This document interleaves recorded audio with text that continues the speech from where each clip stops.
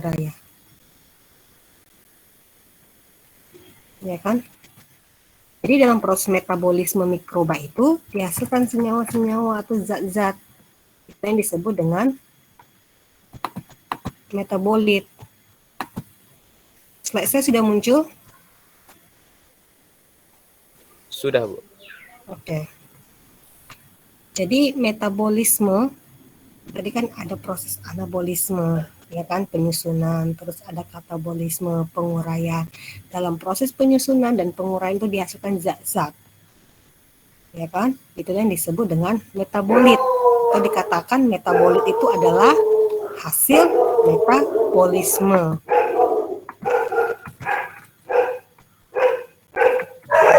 Sebentar ya.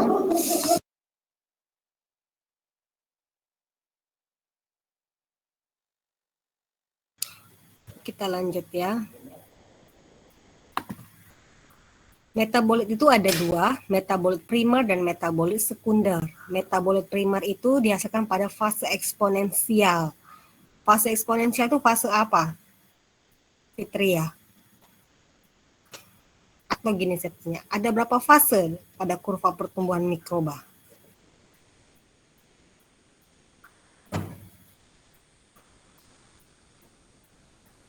Kita masuk ke sini dulu ya. Sepertinya Fitria lagi merefresh. Ini kurva pertumbuhan. Ada 4 fase. Fase LAG, yaitu fase adaptasi, di mana mikroorganisme atau mikroba itu beradaptasi ketika dia kita tambahkan atau kita inokulasi di dalam media tersebut. Oke. Di situ bisa kalian lihat log of number of bacteria. Jadi satuannya di sini adalah log. Kalian masih ingat nggak standard plate count, perhitungan angka paling mungkin, APM, MPN, most probable number, baik menggunakan metode tuang, metode sebar, perhitungannya. Di situ kan mikroba itu, atau misalnya kita katakan bakteri, kapur kamir, jumlahnya kan pasti dikali 10 pangkat berapa, ya kan? Ya, Selfie. 5 kali 10 pangkat 3, misalnya kan, CFU per gram, kalau dia sampelnya padat. Kalau dia cair per mili. Kenapa ada 10 pangkatnya, Bu? Karena kan kita hitung dia pada pengenceran pertama, kedua, ketiga, keempat, kelima. Artinya di pengenceran yang kelima itulah dia satuan jumlahnya ketika kita tuang di dalam cawan pada pengenceran kelima, ya kan? Tapi di sini satuannya log of numbers of bacteria. Bagaimana kita mengubah dari 10 pangkat tadi menjadi log? Siapa yang tahu? Hasla misalnya, jumlah mikroorganismenya 5 dikali 10 pangkat 3 CFU per gram. Jadi akan kalkulator ya. Berapa log itu?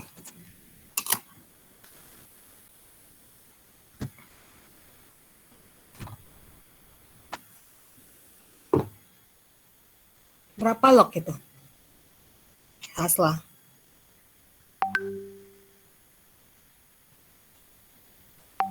Berapa log? Kita coba proses dulu. 4, Bu. 4. 5 kali 10 pangkat 3.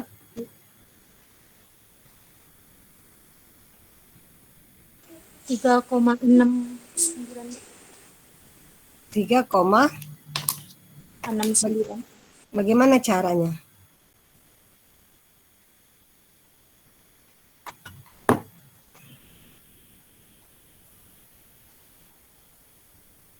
Bagaimana caranya? Bagaimana kita melokkan 5 kali 10 pangkat 3 ini? Haslah. Sudah benar yang kamu jawab? Saya kalikan dulu yang 10 pangkat 3 dikali 5, baru saya logkan, Bu. Jadi 5.000 di log dari 5.000, Bu. Gitu, Bu. Log dari 5.000. 5.000. Oke. Log dari 5.000. Boleh begitu caranya. Ya kan? Tapi ada cara lagi. Misalnya kalau dia 5,23 kali 10 pangkat 3. Log 10 pangkat 3 berapa?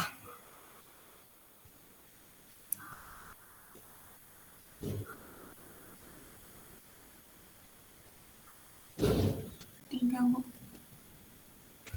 3, ya kan? Berarti 3 ditambah log kan 5 tadi.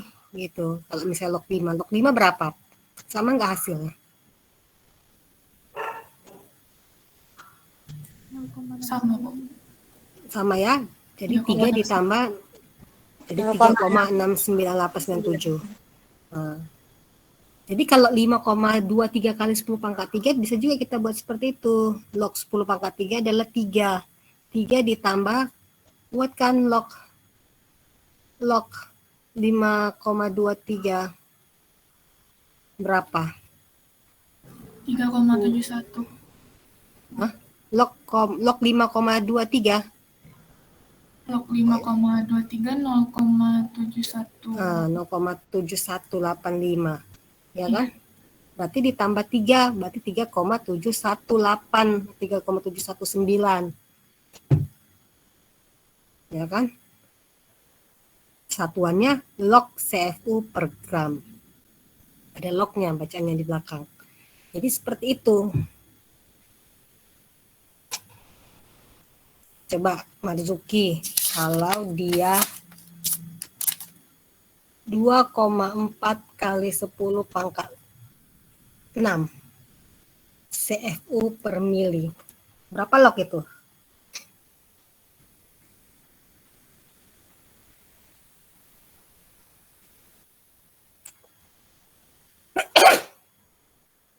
Dua belakang koma aja.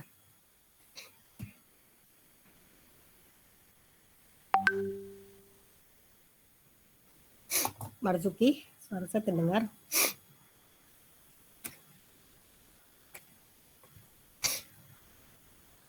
Marzuki, 6,38, Bu. 6,38.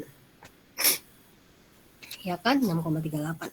Tapi satuannya log CFU per mili. Ada lognya ya. Oke, jadi kalau kita lihat ini 5 log gitu ya kan. Berarti pikiran kita langsung masuk 10 pangkat 5 itu jumlahnya. Yap, Dika. Misalnya ada bakteri, jumlahnya 10 log.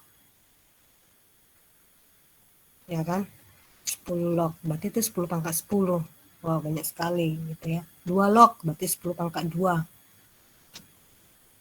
Ya, karena nanti ada kebanyakan di jurnal itu dia satuannya diubahnya ke log, baru dibuatnya kurva untuk melihat pertumbuhannya. Misalnya kalian penelitian bagaimana pertumbuhan si bakteri asam laktat pada fermentasi pembuatan yogurt. Ya, misalnya bakteri asam laktat Lactobacillus bulgaricus dan Streptococcus lactate. Kita umumkan di bakteri asam laktat, ya, tidak per spesiesnya. Kita hitung per jam. Di mana dia mengalami fase adaptasi? Ini kan fase adaptasi.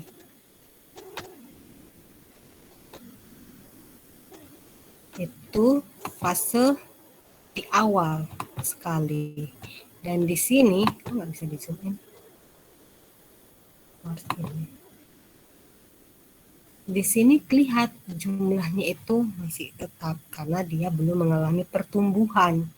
Dia masih beradaptasi dengan lingkungan sekitarnya. Masuklah dia pada ini tahap yang kedua, fase eksponensial atau disebut juga fase log atau growth phase. Sebentar ya,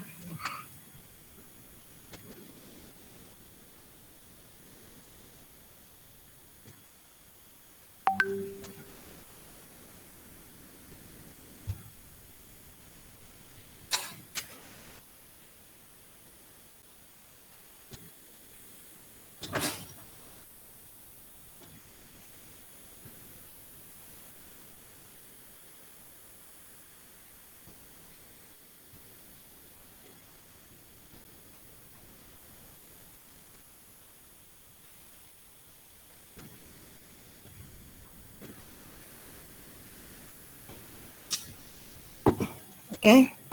Masuk ke fase stasioner.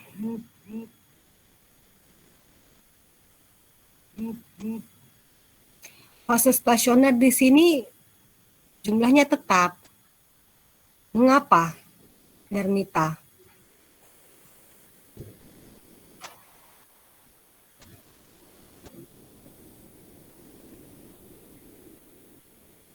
Apakah dia tidak ada tumbuh di situ?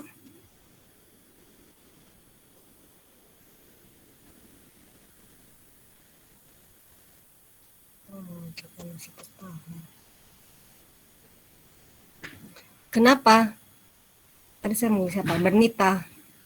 Karena angka pertumbuhan sama angka kematian, Ibu. Iya, karena laju pertumbuhan dengan laju kematiannya itu sama.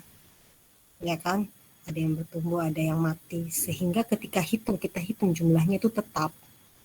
Ada di situ yang bertumbuh, ada yang mati. Karena di situ mulai mereka bersaing untuk mendapatkan nutrisi.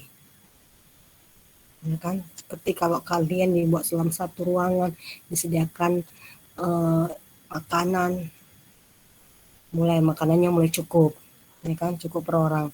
Habis itu mulai berkurang, berebut, ada yang makan, ada yang tidak kebagian, akhirnya tidak kebagian mengalami sakit dan mati. Ya, yang mendapatkan tetap bertumbuh. Kemudian masuk ke fase kematian, logarithmic decline. Kenapa dia menurun, Ayu?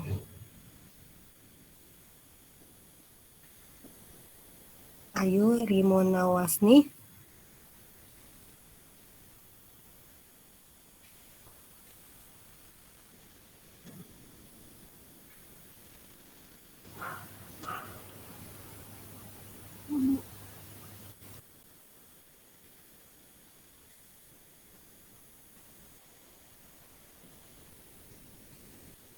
Kenapa?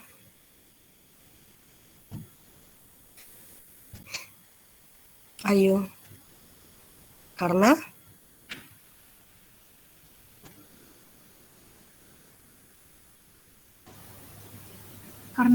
laju kematiannya lebih cepat dari pertumbuhan, Bu. iya, karena di situ laju kematian lebih tepat.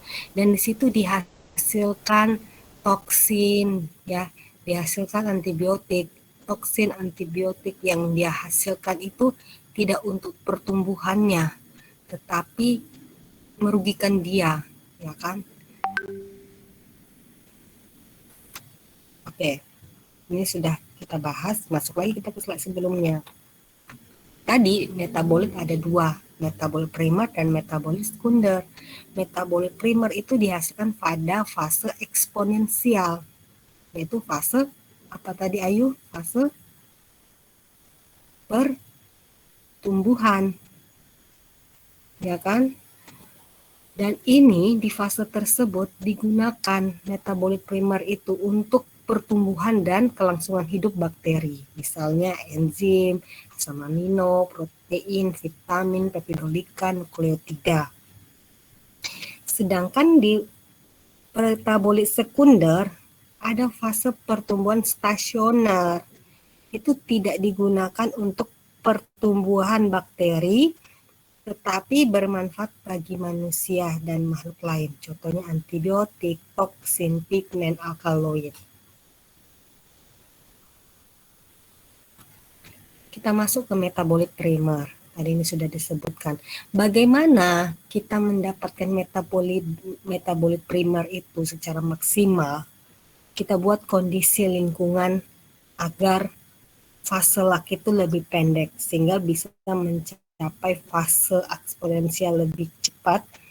Jadi kita perpendek fase adaptasi, sedangkan fase log fase eksponensial itu kita perpanjang dengan menambahkan nutrisi di media tersebut sehingga bakteri akan bertumbuh banyak.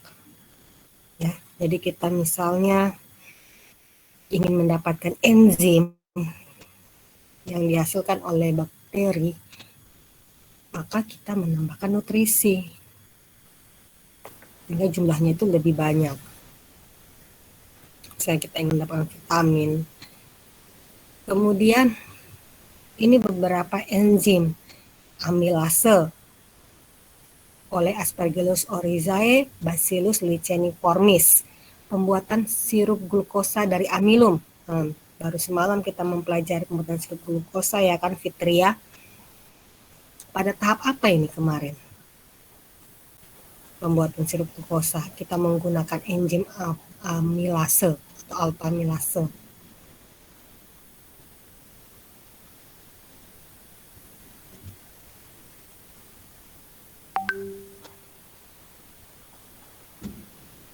Fitria. Kok ada bising-bising ini? Ayu bisa di-mute kan?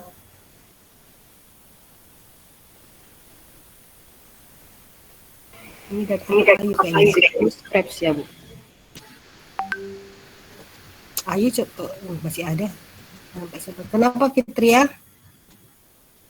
Udah hilang. Fase apa? Jadi fase. Tahap apa Fitria? Nggak bisa. Siklus Krebs ya, Bu.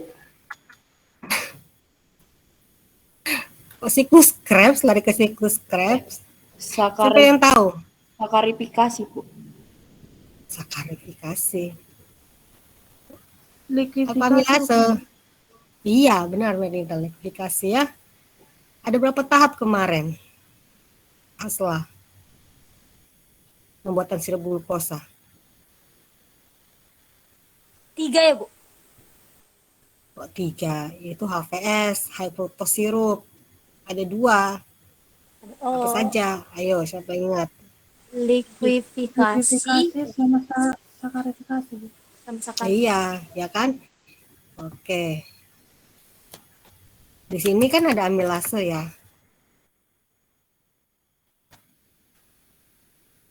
Ya kan? Nah, ini pembuatan sirup glukosa dari amilum. Ya kan? Pati. Ya kan? Amilum itu kan pati ya. Kemudian ada tuh yang ketiga keempat glukoamilase sirup glukosa juga oleh Aspergillus niger. Itu pada tahap apa dia? Sakarifikasi. Sakarifikasi. Terus ada glukosa isomerase Streptomyces sp. Itu pembuatan high fructose syrup ya. Sirup fruktosa, ya kan? Tahap apa itu?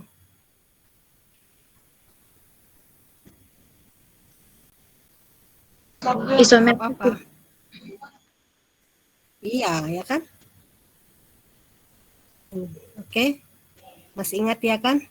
Terus ada ini pektinase dalam penjernihan sari buah. Kita membuat sari buah gitu, membuat jelly gitu kan dari sari buah. Kita jernihkan dengan enzim pektinase. Sumbernya adalah Aspergillus niger bersama dengan amilase ya kan? Jadi bagaimana kita memproduksi enzim ini? Kita manfaatkan dari fase apa tadi? Fase apa? Soputri si ringo.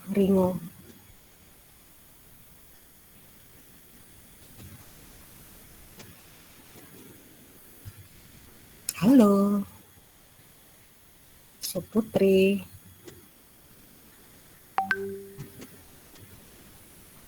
Soputri. Iya, Bu.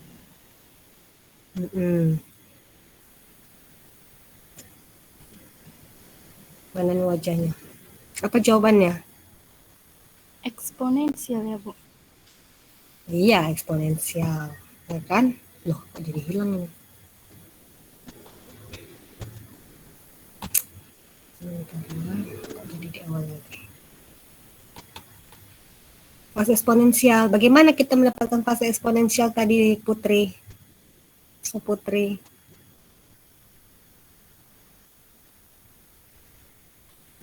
Bagaimana?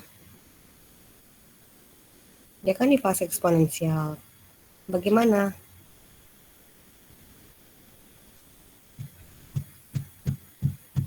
Putri. Halo. Ini orangnya datang. Wajahnya tidak kelihatan. Jaringannya bermasalah ya? Enggak, Bu. Kameranya enggak tahu, enggak hidup. Padahal udah di-on kan di Iya. sini. Oke. Jawabannya apa? Bagaimana? Siapa yang tahu? Jessica tahu? Memperpendek fase lag, Bu. Iya, memperpendek fase lag dan Kondisi lingkungan hidup mikrobanya. iya memperpanjang fase log-nya, fase eksponensialnya dengan menambahkan nutrisi karena di situ akan bertumbuh. Dia bertumbuh dan menghasilkan enzim. Oke? Nanti kan tugas kalau di fermentasi kalian kan akan membahas ini ya. Bagaimana pembuatan enzim. Enzim apa yang kalian pilih? Atau membuat sirup glukosa gitu kan. Selanjutnya, ini banyak sekali ya enzim-enzimnya. Industri keju juga protein asam. Ini senyawa organik, etanol, asetaldehid, asam asetat. Oke. Sebelum etanol ini ada glukosa. Bagaimana menghasilkan etanol? Fermentasi secara anaerob. Lalu lanjutkan dengan asam asetat. Ini asam amino. Ada monosodium glutamat, ya, MSG. Kalau kita bilang mecin gitu ya. Kita pakai di berbagai makanan untuk meningkatkan rasa. Ini dihasilkan juga oleh mikroorganisme. Nanti coba dicari mikroorganisme apa. Coba di sini ya. Kemudian ini aspartam dibuat dari fenilalanin dan ditambah asam aspartat pada minuman ringan.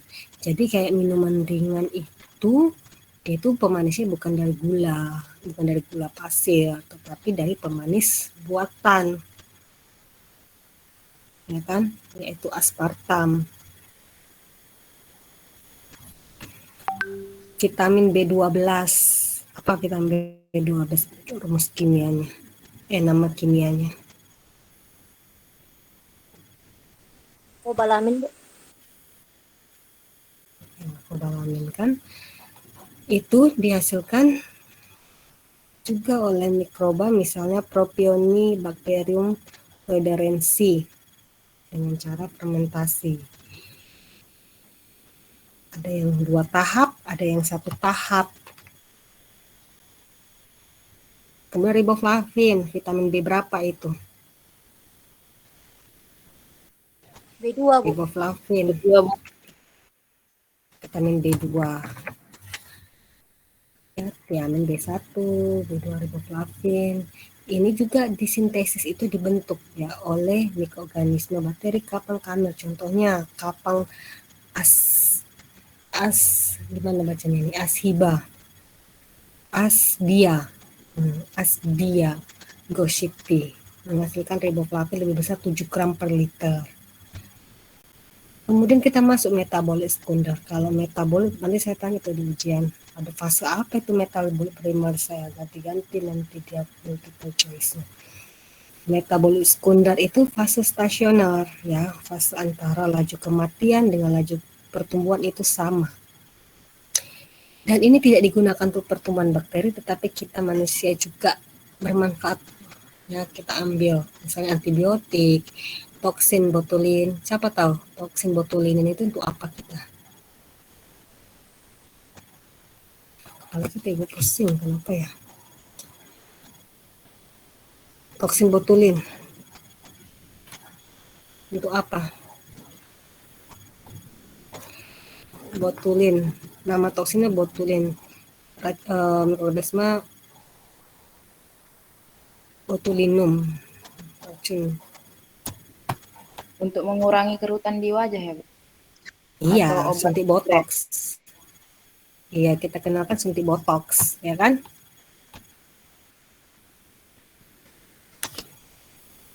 Oke. Bakterinya siapa? Namanya.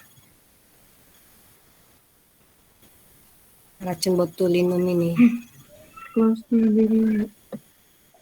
Clostridium botulinum, ya kan? Betul. Iya. Terus ada pigmen, beta karoten, alkaloid. dan jenis yang lainnya.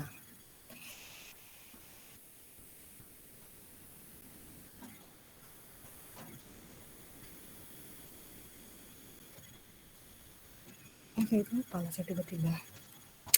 Bagaimana kita menciptakan kondisi lingkungan metabolik sekunder ini? Kita perpanjang fase stasionernya, tadi kan panjang fase eksponensial. Kita batasi suplai nutrisinya dan kita hadirkan patogen. Oke, agar dia masih tertekan dan menghasilkan metabolik sekunder, menghasilkan antibiotik, toksin. Oke, kalau kita tambahkan nutrisinya nanti dia malah bertumbuh dan dia akan menghasilkan enzim. Karena kita batasi nutrisinya, tidak kita tambahkan lagi, bahkan kita hadirkan bakteri patogen agar bersaing memperoleh nutrisi tersebut. Ini kan merupakan proteksi dia, gitu. Tapi tidak dipakai untuk pertumbuhannya. Ini secara garis besarnya. Metabolik primer, ada etanol, aseton, asam laktat, butanol, asam amino, vital, pirida. Sebentar ya, sebentar lah, 5 menit aja ya. Saya mau minum dulu.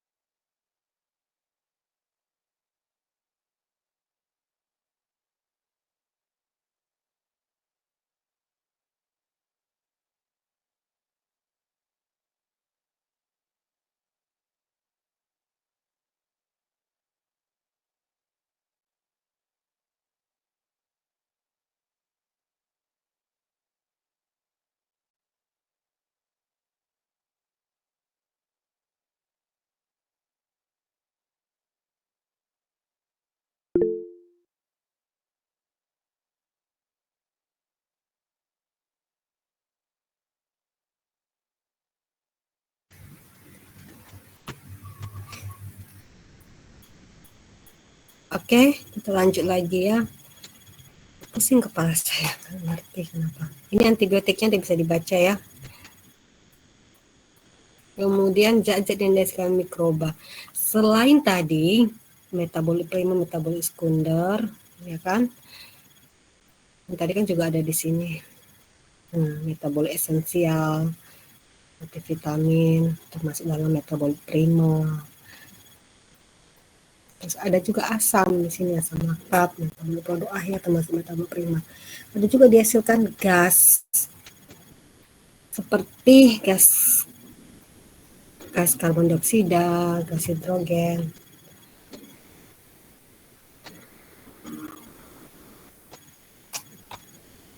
Kayaknya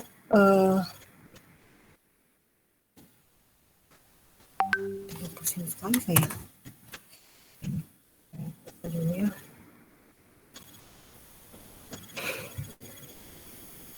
Kalian tahu nggak tabung Durham? Ini yang kecil ini. Dia ada tabung kecil, dia ada lubangnya. Kalau kita mau melihat apakah mikroba tersebut, bakteri misalnya ya, menghasilkan gas atau tidak, kita masukkan dia ke dalam tabung reaksi. Kemudian tabung reaksi kita isi dengan isolat mikroba yang di dalam cairan, ya, sudah di dalam cairan kita inokulasikan. Kemudian kita fermentasi. Nanti kalau dia muncul ini gas, maka kita tahu bahwa proses fermentasi itu menghasilkan gas, ya, bakteri itu menghasilkan gas, bahwa ada mikroba di dalam isolat tersebut. Oke.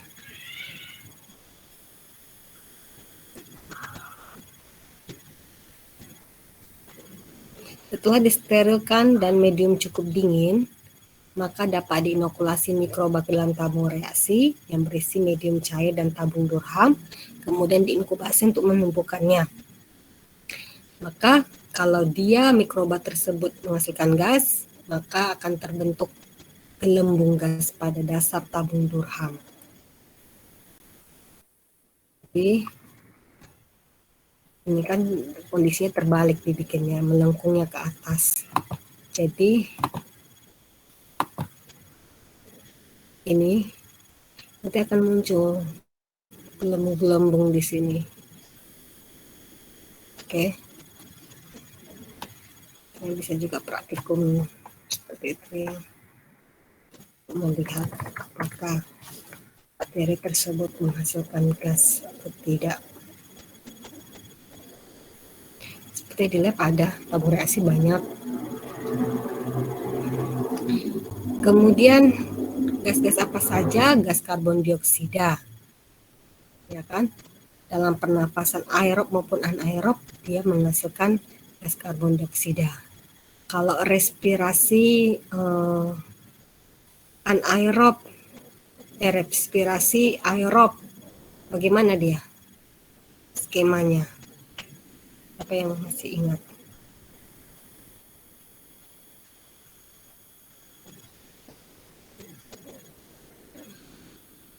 Apa yang masih ingat? Glukosa,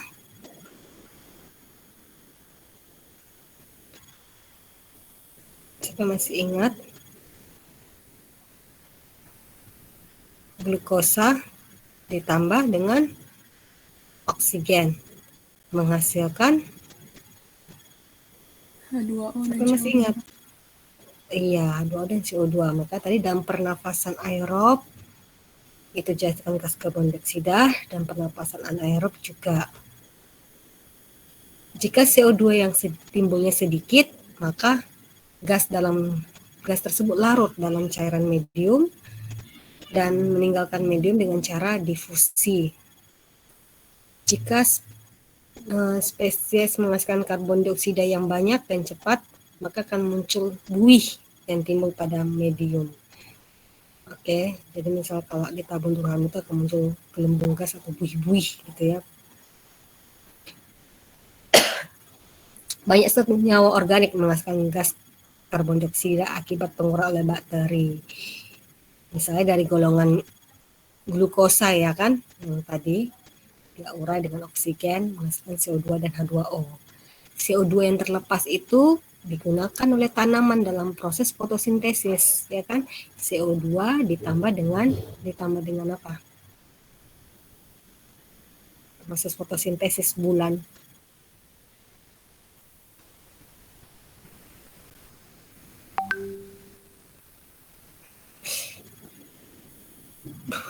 Bulan.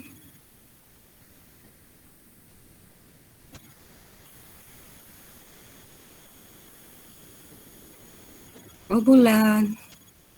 Bulan.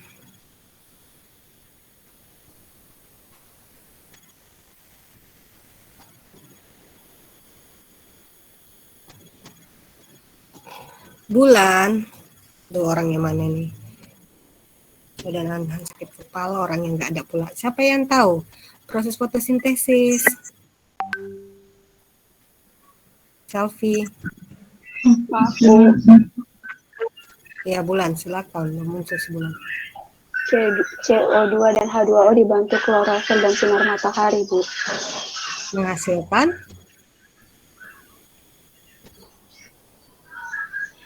Menghasilkan oksigen, Bu. dan Karbohidrat, Bu. Dan karbon. iya ya, glukosa ya, gabung glukosa karbohidrat. Oke. Gas ini juga berguna bagi penentuan keasaman tanah, ya kan? Gas apa tadi? Gas CO2. Karena CO2 dengan air dia akan terurai menjadi ion hidrogen dan HCO3 negatif. Apa HCO3 negatif? HCO3 negatif. Asam apa itu? Salsabila.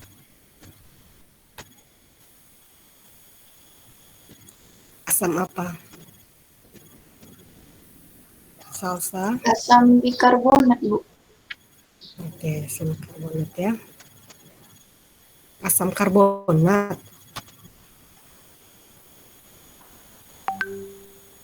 Iya kan?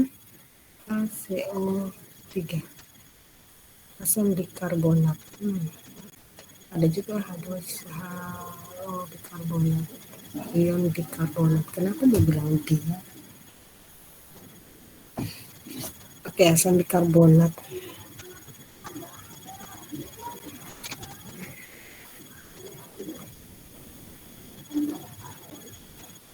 Bikarbonat.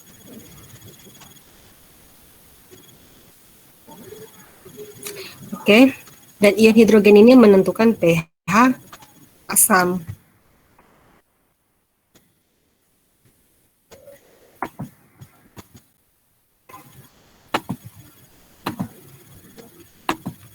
Kemudian gas hidrogen.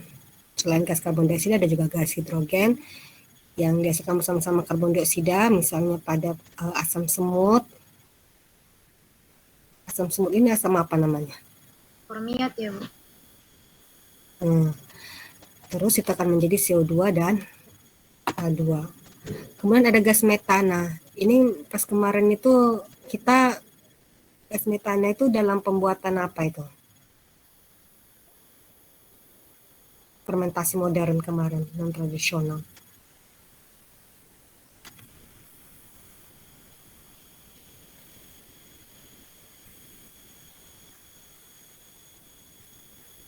Etanol, Bu.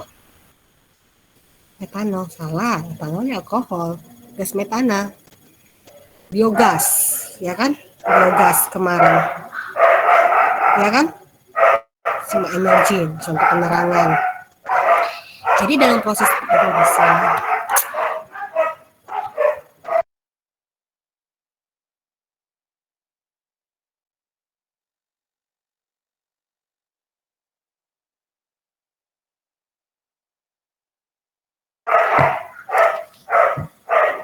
berkelahi.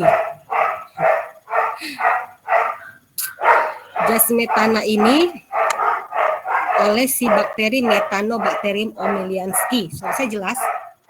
Bising ya bahasa saya. Ya, karena anjing di bawah itu ada 3 ekor besar.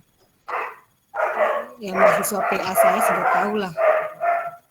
Karena datang ke rumah mertua saya anjing 3 besar.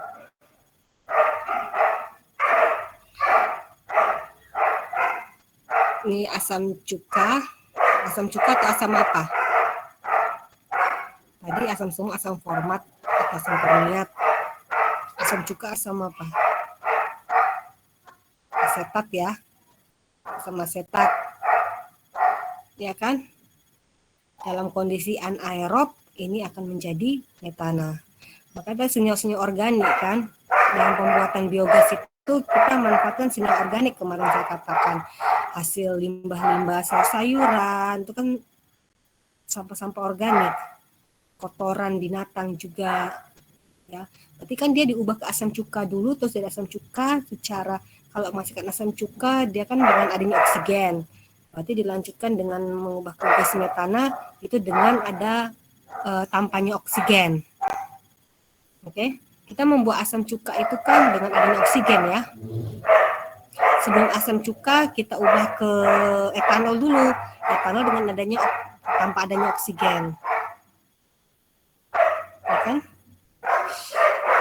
Kemudian gas nitrogen.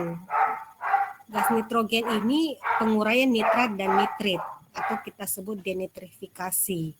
Dan itu biasanya tempat yang kekurangan udara, tempat tertutup mengurangi kesuburan tanah. Jadi kalau ada nitrat-nitrit diuraikan itu akan mengurangi kesuburan tanah. Bakterinya, bakteri denitrifikan adalah Thiobacillus denitrificans.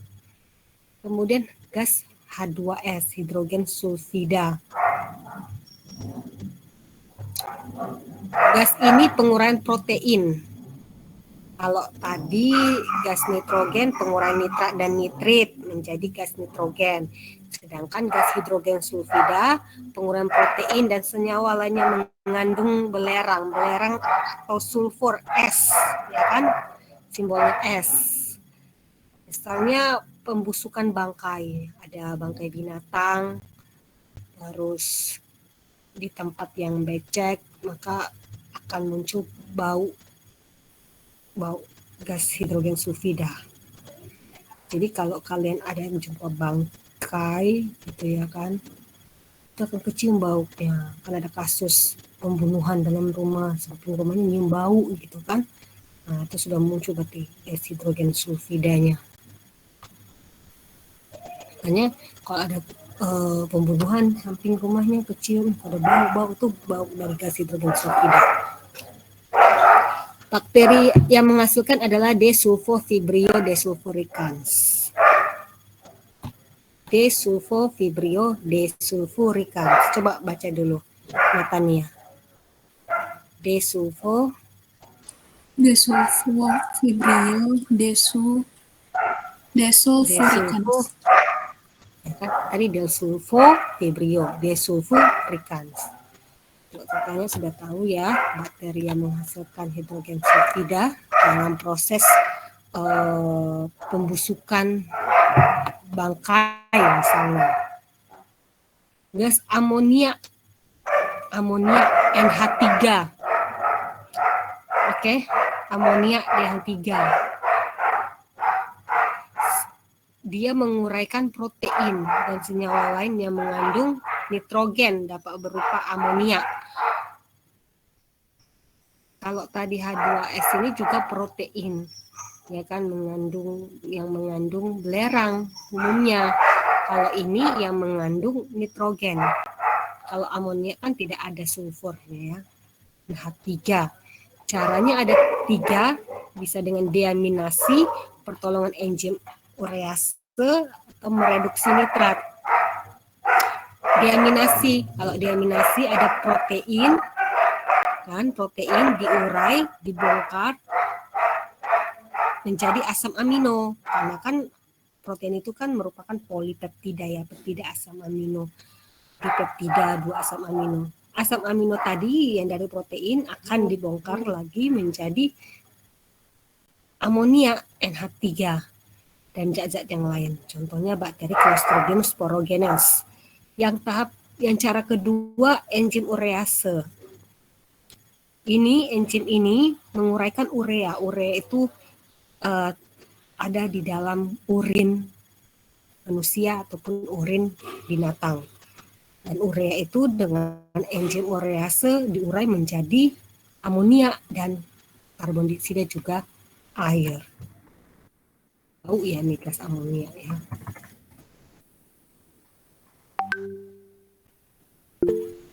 Isin kali ya. Oke. Izin Bu. Kenapa Marjuk yang tangan? Ya, Sekarang udah ya. masuk waktu praktikum Bu. Oke, maju kita dulu. Oke.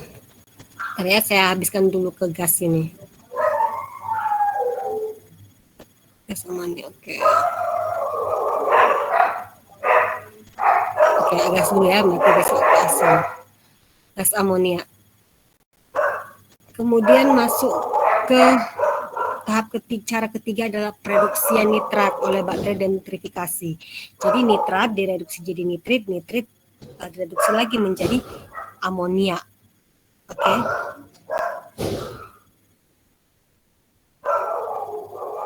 Kalau yang tadi, yang ini, gas nitrogen tadi diuraikan nitrat dan nitrit, ya kan, bentukan gas nitrogen.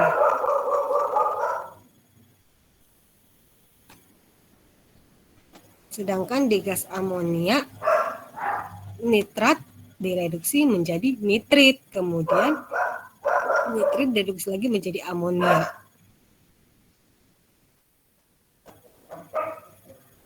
Kalau amonia ini dia bercampur dengan air, misal air hujan, dia akan terbentuk amonium hidroksida dan ini akan dibawa kembali ke dalam tanah.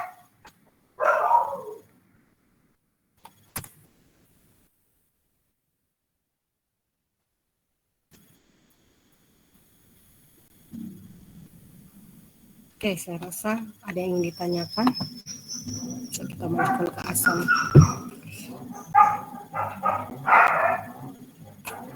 Kalau tidak ada, lanjut saja ya praktikumnya. Mempersingkat waktu. Silakan yang kelompok 1 kita membahas gram. 2 kelompok ya kemarin Marzuki ya. 1, 2 untuk Iya, Bu. topik yang pertama. Kelompok 1 dan 2, Bu. Besok, iya. Ini 12, 13, 14. 12, 13, 14. Aduh, berarti nanti nggak keburu dong kelompok 3, 4, kelompok kelima.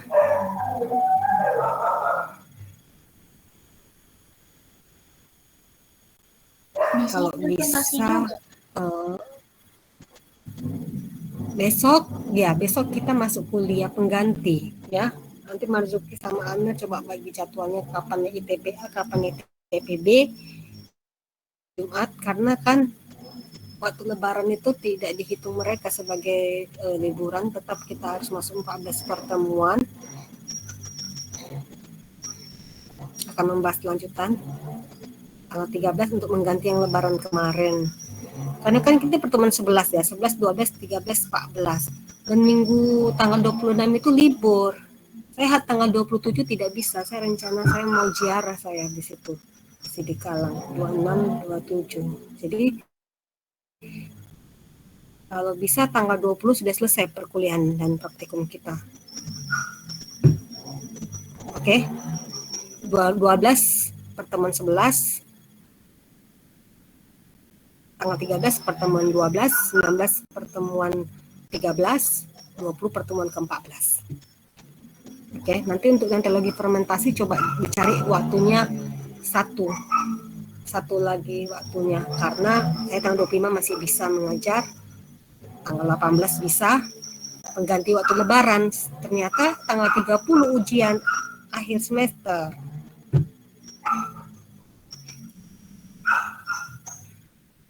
Ya, bisa nanti tanggal ke-23 hari Senin atau hari apa. Atau siang yang kita lanjut lagi. Oke, silakan ya.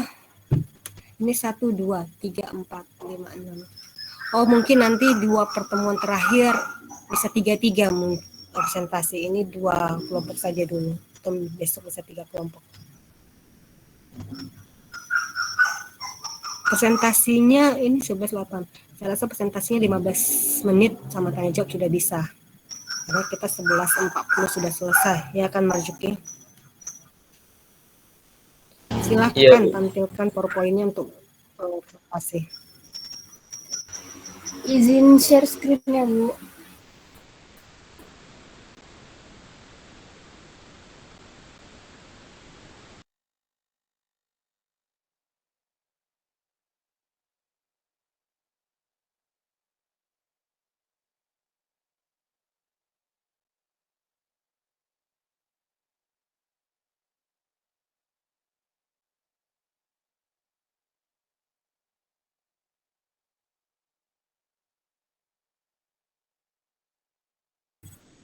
Sambil menunggu share screen, saya ke toilet dulu ya.